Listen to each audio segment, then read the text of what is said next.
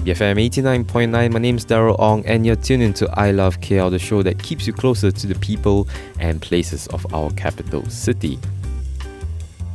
Living in our capital city, many of us have been victims of theft and incidences that has led us to feel victimized. Today on the show, we explore self-defense and about safety techniques that can aid in protecting ourselves from untoward and dangerous incidents.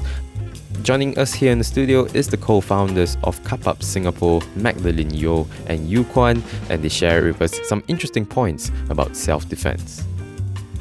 They explain to us the mission behind Cup Academy and the reason for its formation and what makes them different about the practicing of self-defense.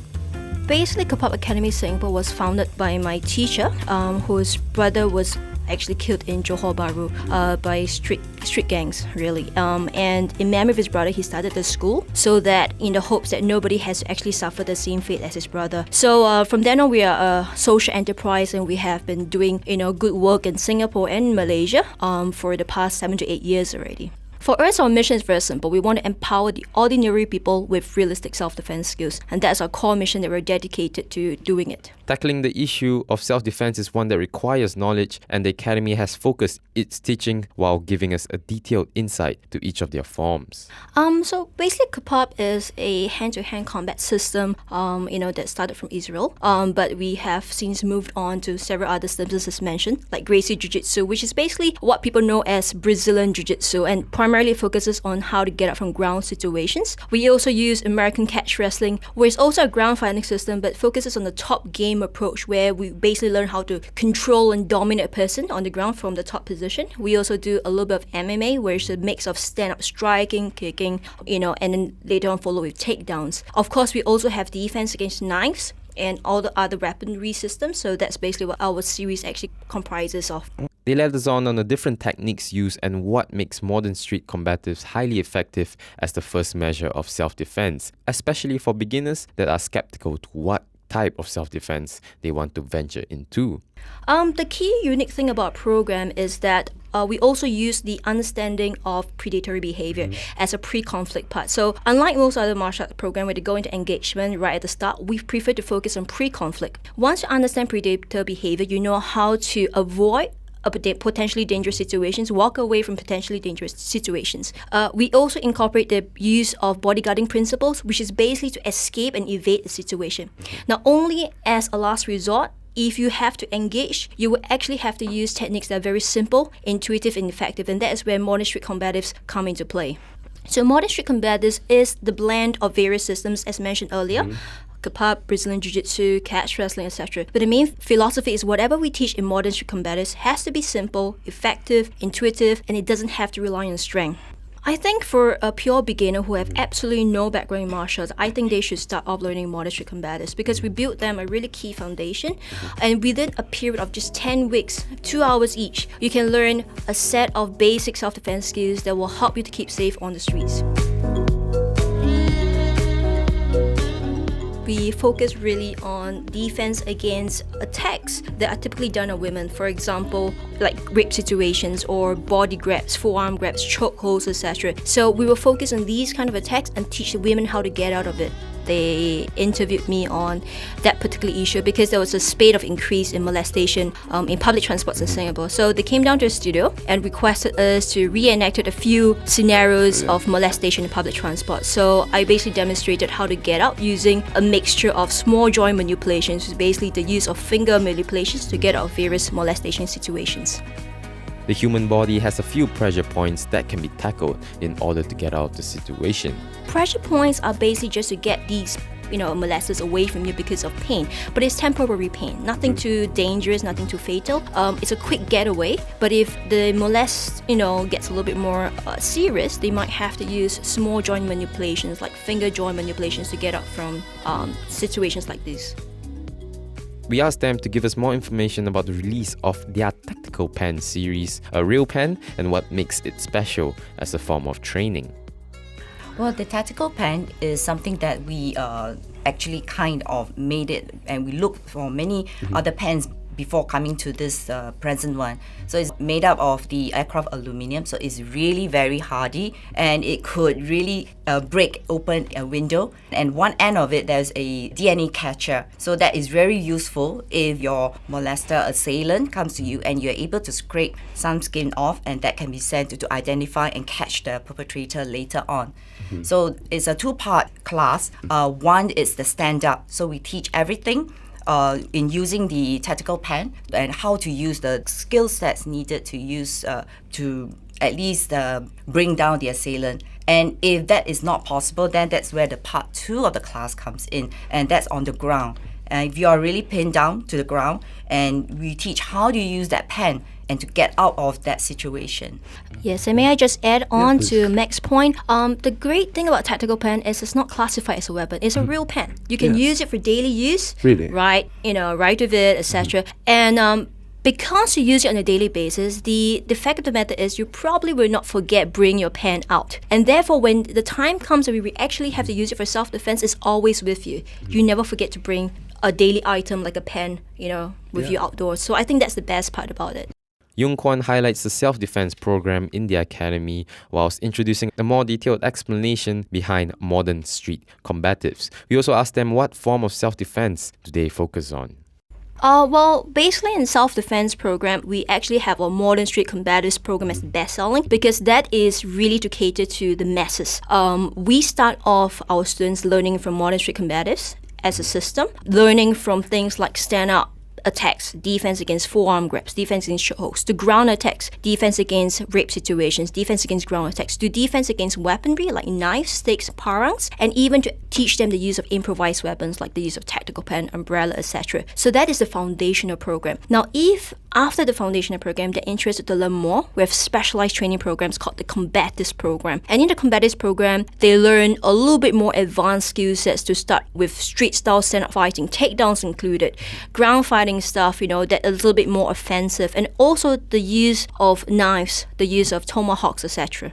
Actually, we emphasize on the modern street combatives. Modern street combatives, because as we mentioned, it goes back to the mission of empowering ordinary people with realistic self-defense skills. So if we can reach out to the masses with this simple system called modern street combatives, that is the best. In fact, the specialized training program is for a small group of people who really just want to get good at learning self-defense.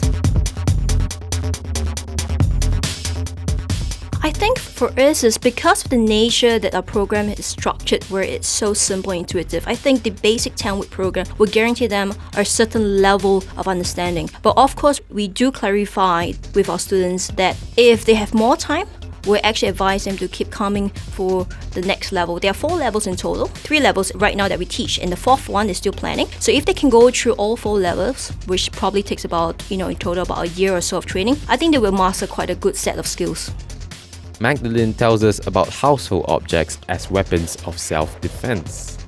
Well, household items, we can easily use things like the broom you have in our house, or maybe you have a bat, or even just a long umbrella that is highly effective. You don't really want to whack at it, especially with an umbrella, but what we teach is at least make it threatening and eye it at the assailant's eye. So that is very threatening to them. Simple household things like that you can find around the house. You can always improvise it. And that's really good to tackle home invasion. They tell us about how an individual can be mentally prepared when a situation arises, and they explain on the effectiveness of training in real-life scenarios. I think that's what a lot of people think because, as I mentioned, a lot of people will say that by learning traditional martial arts, they are learning self-defense. But as I mentioned earlier, it's quite different. Whereas in my school, when we teach self-defense, we are actually reenacting common scenarios of attack. All right. For example, when we teach you a defense against a forearm grab, we actually reenact how somebody will actually grab you, and then you learn to get up from there. So the difference between reality and training is not that much in my school. In the modern street combative systems that we teach, I had trained in Aikido for more than 5 years to get to a first-time black belt. So while I love the art, one thing I found out when I get into modern street combatives is that there's a lot of rolling in Aikido, and we learn to slam our palms on the floor when we are being thrown. So when I went into Kapap and they throw me, And there was once that was not on the mats, and it really hurts my hand. Oh, really? Yeah, my palm. So that again, you see, is not realistic. I mean, in a real situation, there won't be mats lying around. So because I've been trained to always hit it that way, or even to just roll, and then when I was on the hard floor, I came out, whoa, ouch. Basically, you build wrong reflexes if you train in situations that are not realistic. And one factor that a lot of people also, ask me, common question ask, if it's a real attack, can I really handle it? Will I freeze, and not remember anything that I've learned? Well, I think it boils down to the training again. You see, if you train in a realistic scenario, it's like rehearsing for the actual attack. The more you rehearse, right, with the realistic scenario in mind, you are less afraid when it actually happens because you have already rehearsed it. So I think that's what makes our training so different from most of the traditional martial arts schools. So it's important to be mentally and emotionally prepared, and I think that's why we make our training very realistic. So we actually instill some degree of fear in our students during the training.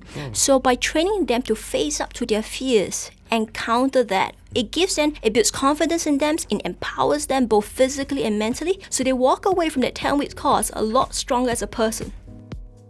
I would say that when faced with an attacker with a knife or gun, if all they want is just your valuables, by all means, give your valuables. But if they want something more than that, for example, making you follow them to whatever place they want you to go, you have to fight there and then, because based on statistics, the chance of you getting yourself killed the moment you're removed from point A to point B is a lot higher. So in that situation, especially for knife defense, the first thing you have to do is to control the knife hand. Not the knife, the knife hand. Get off the line of attack. Once you control the knife hand, you basically minimize the ability for the guy to stab you or slash you with the knife. And then, of course, after that, all your counter attacks have to come in. We need to assert ourselves. We need to show that we're not an easy victim. I think that's the one key factor. When the predator look out for their victim, they look at easy victims. I show them control. I show them assertive. Don't mess around with me. I'm not trying to provoke you, but if you do try to attack me, I will defend myself.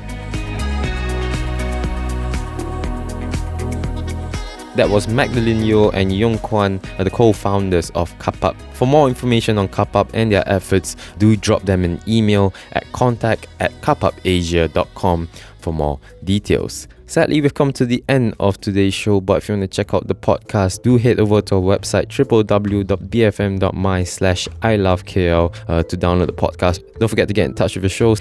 Just tweet us. We are at BFM Radio.